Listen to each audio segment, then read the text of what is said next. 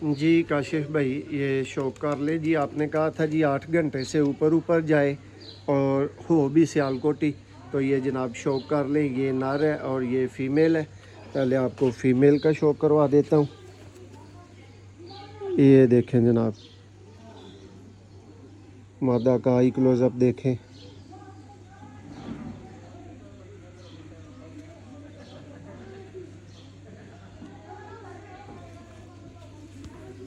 ये जनाब इसका पर,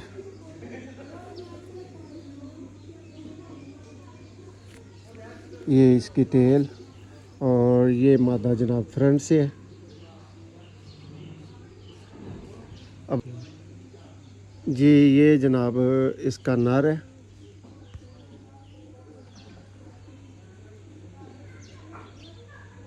ये देखें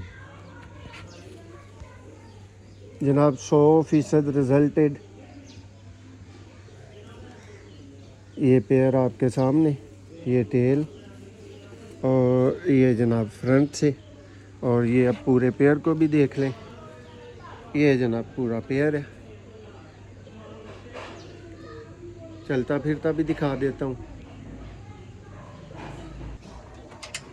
जी काशिफ भाई, ये पेयर है जनाब।